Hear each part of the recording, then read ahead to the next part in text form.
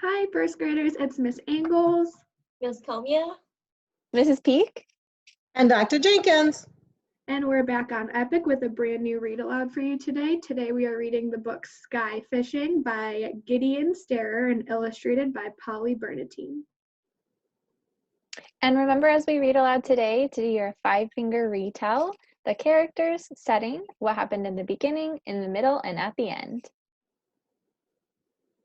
Okay, let's get started, boys and girls. Today, as stated earlier, we're going to be reading Skyfishing. This is a grand tale with Grandpa. This is a grandfather and his grandchild were pretending to be fishing outside of their window. Now, please note that you're also at home and you can do some pretend fishing outside of your window. So let's pay attention to what's taking place in the story and think about some things that you could fish for outside of your window. Let's get started.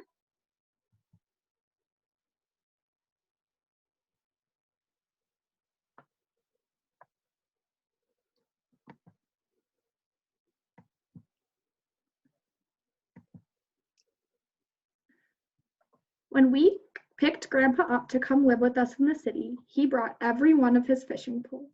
He had been a fisherman his entire life, so it didn't take long for him to realize that where we lived,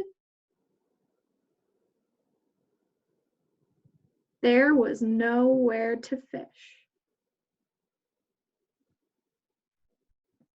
We tried new hobbies that fall and winter, but for Grandpa, there was nothing that could take fishing's place. So in spring, we tried something else. Let's pretend, I said.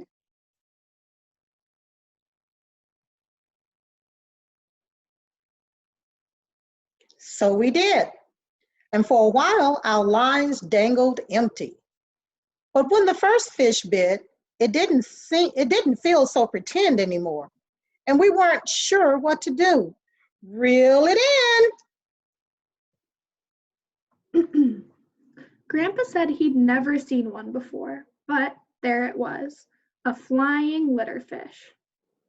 There are 2 rules to fishing, he told me. If you catch something, put it back, and where there's one fish, you can bet there will be more. I'd never fished before, but already I was hooked. The first day's haul was impressive. There were green danglers, chimefish, and signfish, laundry eels, and even a cold air square. But none of them were fast swimmers, so they were easy to catch.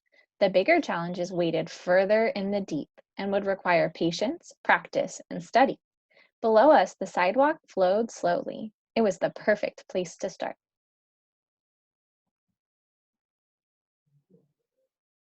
Catfish were the first to bite, then Mexican catfish, then songfish, and goldfish. And as the days got warmer, new and exotic fishes visited from foreign shores. We fished every day, reeling in furry snappers, love fins, and hammerheads. Until at last we caught the sidewalk's biggest prize, the grillfish, and we knew we were ready for the road itself. This was our ocean, and when the first fish roared and honked and spun its fins, it was clear we'd reached the deepest part. There were zoomfish, malefish, glowfish, and more yellow stripers than we could count. But as big as they were, we knew they weren't the biggest. The biggest wasn't a stretch fishler, what a waist muncher. It wasn't a construction fish, a steel tail, or even a grouper. For months, we'd studied the sidewalk and searched the streets. We knew we'd seen it before, but where? We remembered from its rumble. The biggest fish lived even deeper. The biggest fish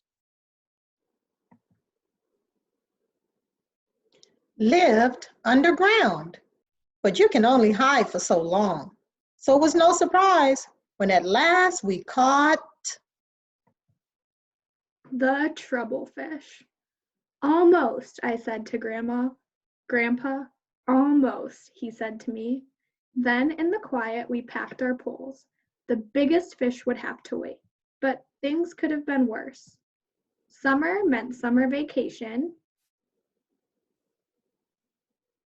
And it was time to swim.